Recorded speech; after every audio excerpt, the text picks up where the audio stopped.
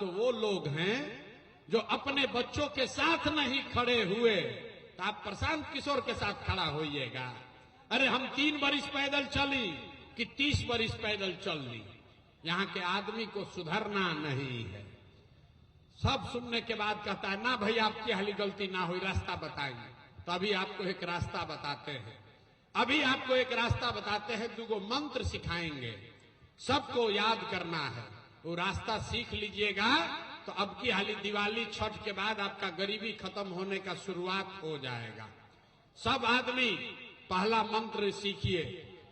इस बार जब चुनाव होगा, जिसको मन है उसको वोट दीजिए, लेकिन एक संकल्प लीजिए, जिन नेताओं ने पूरे बिहार को लूटा है, जिन नेताओं ने आपके बच्चों का हक मारा है, जिन नेताओं ने आपके बच्चों को अनपढ़ मजदूर बनाया है, उसको वोट नहीं देना है।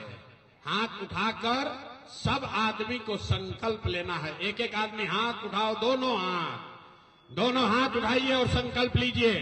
जिन नेताओं ने बिहार को लूटा है उसको वोट देना है कि नहीं देना है? जोर से बोलिए, देना है कि नहीं देना है? आवाज ना आए, जोर से बोले के बाद देवे के बाद कि नहीं देवे के?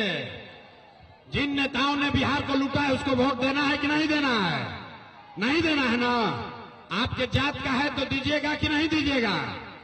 आपके जात का है तो उसको दीजिएगा कि नहीं दीजिएगा? हिंदू मुसलमान करेगा तो दोगे कि नहीं दोगे?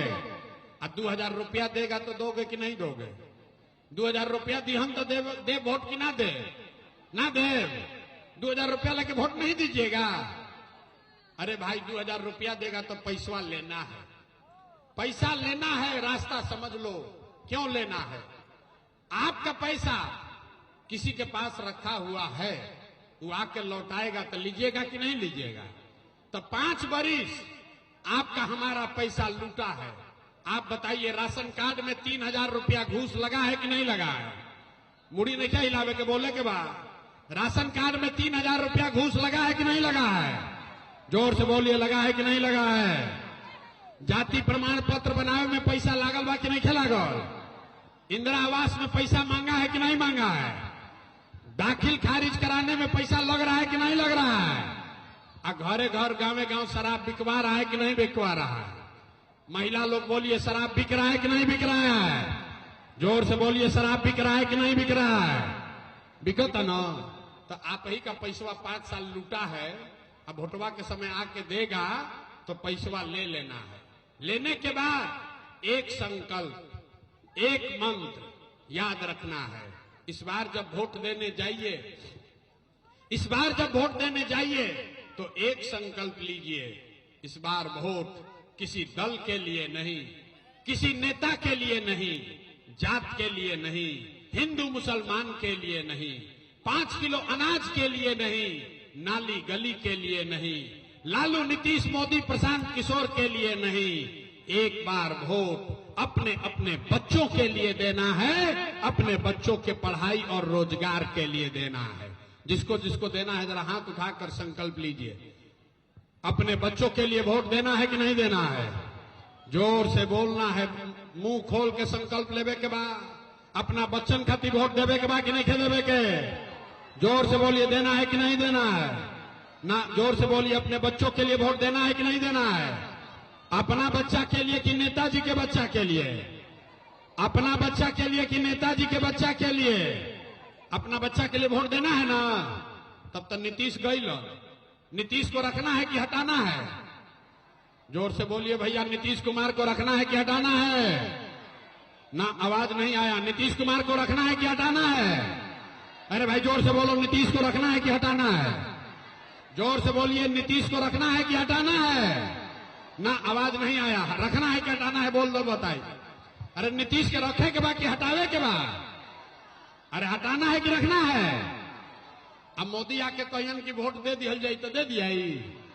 मोदी के कहला पे वोट दिया ही? ए भाई, मोदी कहन की वोट दे दो तो दिया ही? काहे ना दिया ही, हमरा से समझ ली। वोट बिहार के बाद तो फैक्ट्री बिहार में लागे के चाहिए कि गुजरात में लागे के चाहिए?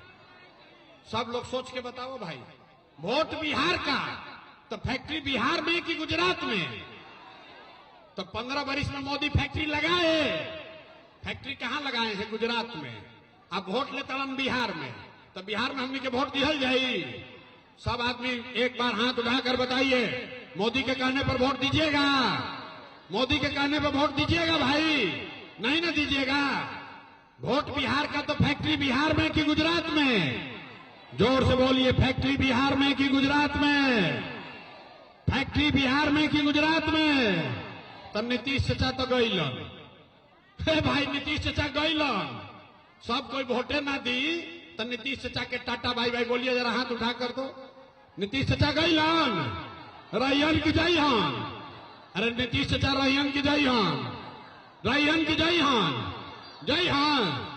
ते में कोई के लालू जी के ललटेन वाला जंगल राज चाहिए, अपहरण रंगदारी फिर से चाहिए भाई। अरे कोई के अपहरण रंगदारी वाला राज फिर से चाहिए?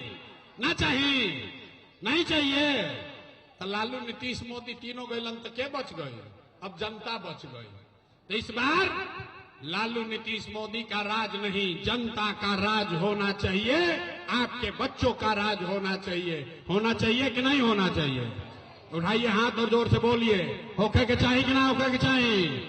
बोलिए जोर से, जय बिहार ना, जय बिहार। जोर से बोलो भाई, जय बिहार। इतना देर से चिल्ला रहे हैं, आपको क्या मिला? अभी बताते हैं क्या मिलेगा।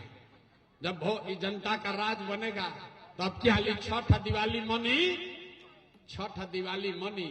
तो आपके गरीबी का, बिहार के बदहाली का अंतिम छठ दिवाली है। कहें कि छठ के बाद जितना लोग रुआ आयल मानी याद कर ली, लिख लीजिए, अपने आंचल में बांध लीजिए। जब ये जनता का राज बनेगा तो छठ के बाद जेकर जेकर सवांग गइल बारन बाहर मजदूरी करे, जिसका जिसका बच्चा गया है बाहर मजदूरी करने, जिसका बच्चा पढ़ लिख कर बेरोजगार बैठा है, उसको सरकारी नौकरी हो चाहे न हो, नाली गली जब बनी तब बनी, स्कूल अस्पताल जब सुधरी तब सुधरी, लेकिन साल भर के अंदर आपके बच्चों के लिए 10-12 हजार रुपया के रोजी रोजगार का व्यवस्था यही बिहार में करके दिया जाएगा। होना चाहिए कि नहीं होना चाहिए? होके चाहिए? तनी जोर से बोली तो होके चाहिए कि ना? होना चाहिए, होना चाहिए। तो अभी जब घरे जाई तो घरे जाके अपना सवांग के फोन करब, अपना लड़कन के फोन करब, आ फोन करके कहब कि बचवा, अब की हाली छठ में अब घरे, अब की हाली छठ में जब घरे अब तो 10-12 हजार के रोजी रोजगार खातिर फिर बिहार छोड़कर, घर छोड़कर नहीं जाना पड़ेगा। होना चाहिए कि नहीं होना चाहिए? ना हाथ ना उठा, अथवा 2 बार उठावे में इतना आदमी ताकत आ। बोलिए, होना चाहिए कि नहीं होना चाहिए? होके चाहिए ना? ये प्रस्ताव पास हो गई ना?